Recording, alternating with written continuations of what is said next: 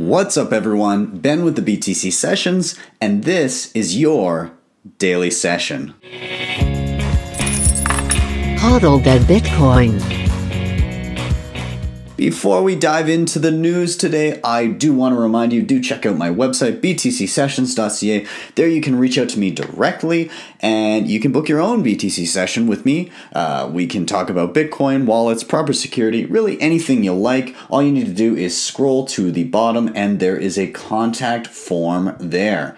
Now, today I'd also like to point out I'm starting to incorporate things that I find useful onto my website as well. And one of them that I was going to touch on today was the Cool Wallet S. Now, I did a video for this thing a while back, about a year ago now, and I kind of played around with it, made the tutorial video, and then didn't really touch it for a while, but it's gradually become part of my day-to-day cryptocurrency use, or I guess my Bitcoin use.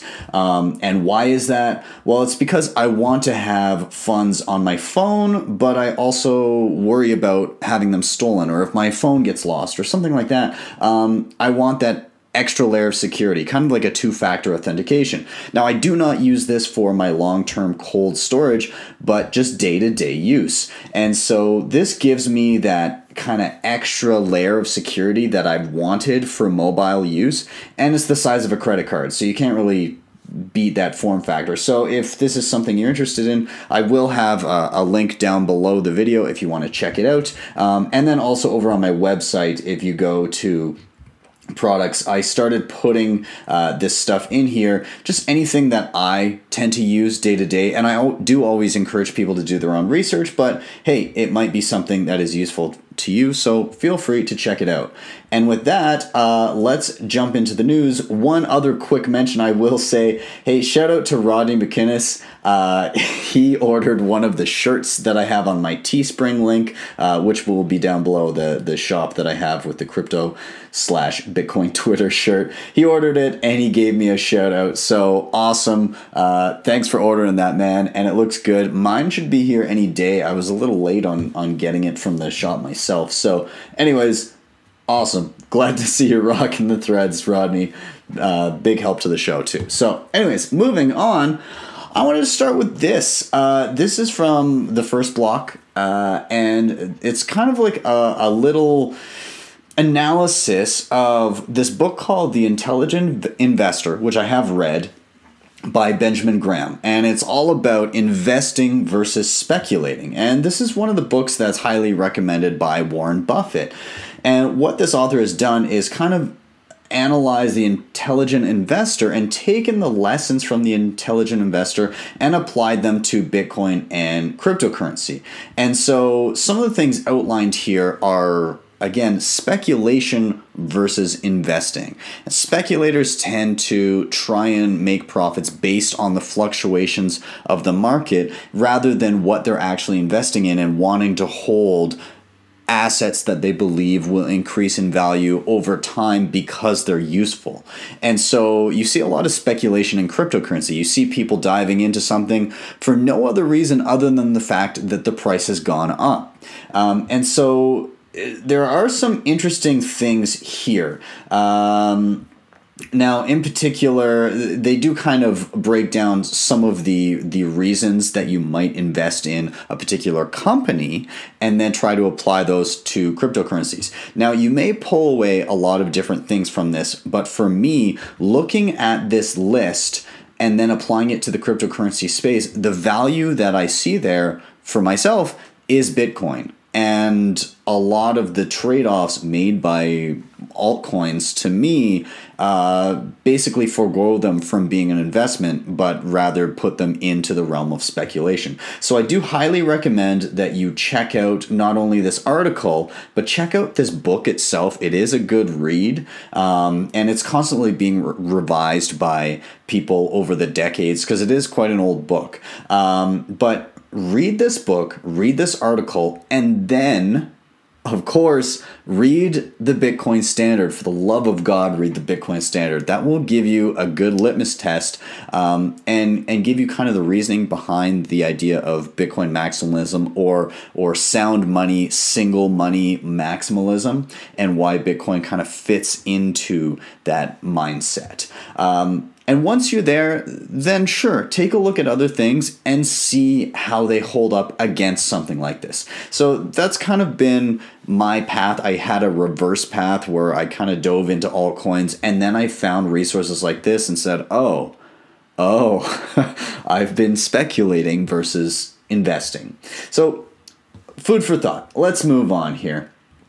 Now, this is, it's kind of been popping up the last little bit. I saw mention of this a couple weeks ago. So Wasabi Wallet is a privacy-focused wallet that does coin joins, essentially taking your coins, mixing them with other people's coins, and then splitting them up again back to their original owners. But it makes it very, very difficult to track whose coins are whose, and kind of breaks these blockchain analytics tools that people may use to try and de-anonymize you. Now, what we've seen lately are dust attacks. Now, what is a dust attack? A dust attack is when somebody goes and essentially takes Bitcoin in tiny, tiny amounts and sprinkles them across a whole bunch of different addresses. It's kind of like if somebody were to say you had some cash in your pocket and you had a bunch of change, and somebody were to take a penny and that penny had a GPS tracker in it, and so they just tossed it in with your change, and then they were able to kind of, as you spent money, they'd track that change and see where it went and who got it, and they'd be able to kind of track your spending habits and start to figure out what money was whose through these linkages. And it's a very real attack that people should be cognizant of. So people started to notice that Wasabi was being dust attacked. People were dropping small bits of dust into Wasabi owners' wallets. Now, Wasabi did notice this. Now, this is an old article from a few days back. So there was a patch released for this that essentially ignores the dust in your wallet and doesn't include it in future transactions. So it essentially just sits there dormant, which is fine because of tiny, tiny amounts. Now, the important thing to realize about how Bitcoin transactions are structured is it is exactly like cash. It's not like your bank account where you receive money into your bank account and the balance just goes up and it's just one lump sum. No, Bitcoin is actually spent and received like you're spending cash. So if somebody gives you $20, you now have that $20 bill. When you spend that $20, you take that $20 and you split it up and you get change. So say you wanted to spend $15, well, that $20 gets split. The person receives 15 and you receive 5. So it kind of breaks it apart. And that's actually happening with Bitcoin itself. There is no specific one Bitcoin or one Satoshi. They're actually lumped together. And every time you spend, if you're not spending a total chunk of Bitcoin that you own, then you're taking that chunk of Bitcoin and you're destroying it and splitting it into two pieces. Or perhaps you're taking two pieces. Maybe you had a $10 bill and a $5 bill, or sorry, a $10 bill and a $10 bill in your wallet, and you spent it. When it comes to Bitcoin, it actually takes those $10 bills, and I guess metaphorically speaking, you could say that you've taken those $10 bills and then you spend them, you combine them into a $20 bill. So you create a $20 bill and send it out. So through this, people are able to kind of track the combinations of that dust, that crap that they've sprinkled across all these wallets, if users don't notice and end up spending them with the rest of their cash. And so some wallets have started to try and ignore these dust attacks in the way that it won't spend them and won't make them spendable. You have other wallets like what am I looking at? Like Electrum, where it tracks actually all the chunks of coin that you have, and you can spend from specific pieces of Bitcoin that are in your wallet. And it's called coin management, just being aware of what's in your wallet and what you're spending, because depending on how you combine those, that can de-anonymize you. And this is what Wasabi Wallet is trying to tackle. So there are some articles on dust attacks and kind of these attack vectors and how they can be exploited. I have a number of articles here. I will link all of them down below. So if you're interested about this topic, do check them out. Up next, I'm just going to briefly touch on this article. The CEO of Block.One has said that Bitcoin will replace gold as a store of value by 2040.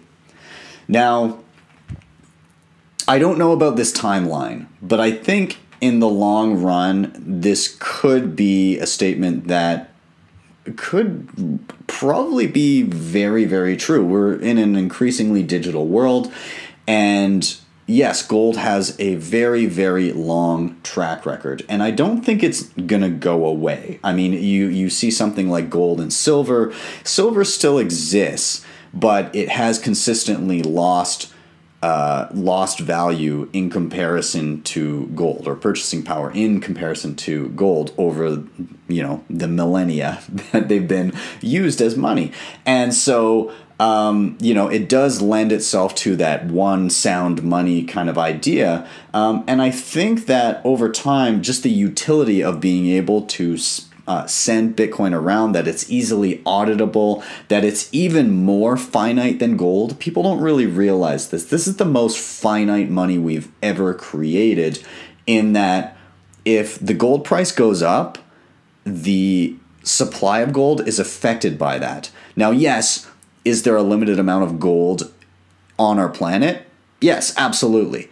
But we only barely scratch the surface and only dig so far as the price justifies. If the price of gold were to quadruple, quintuple, 10x overnight, then all of a sudden it becomes much more feasible to dig deeper and create bigger and more expensive mining operations, which means the accessibility of that gold that is too deep and too expensive to dig for now, all of a sudden all of that is openly on the market and it subdues the price. Whereas Bitcoin, that just doesn't happen. No matter what, no matter how much mining power jumps onto the market, it's only a matter of time before that block reward adjusts, and all of a sudden it goes straight back to, all right, X amount of Bitcoin every 10 minutes. And it's always self-adjusting over time. And so this block reward cannot be impacted very much by increases in price, because that retarget will happen and it becomes equally as scarce as it was before. So I do think that this could be a trend that we'll see. Will gold go away? Absolutely not. But as the main store of value used by most people on the planet, over time I could see this happening. I just don't know if 2040 is that date. I think that's a little soon. That's a quick shift, and I know this is a quick technology. I think this might be jumping the gun just a bit, but I will link this article down below. Take a look. Let me know what you think. And finally, I want to touch on this. This is a short movie that I came across today. Really, really cool. Maybe I'll go to their website here. It's called The Future, and this is a movie that it's just a short film. It's about 16 minutes long. You can find it on YouTube for free. And it's essentially a filmmaker that did a story about somebody trying to access their Bitcoin holdings. I don't want to go into it too much because it is a short film, and if I explain too much, then you won't want to watch it. But it's good. It's fun. It's well done, I think, and it's worth checking out. So the website is thefuturemovie.com with the E instead of 3 instead of an E in the. Or you can check out on YouTube The Future, a short movie, and I will link both of those below. But give these guys some love, because it's only been up online since around January 24th, and this thing has not gotten nearly enough love. It was really, really well done, and you should check it out. So well worth it. The Future, short movie.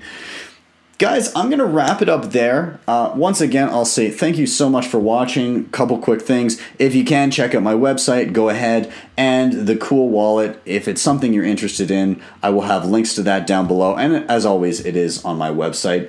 And if you're enjoying what you're seeing and you want to drop a tip via Lightning Network, you can check out tippin.me. I'll have this link down below. And if you don't know how to use it, I did make a video on this previously, and I will link to that in the cards and down below as well. As always, thank you so much for watching, and I will see you guys tomorrow for your daily session.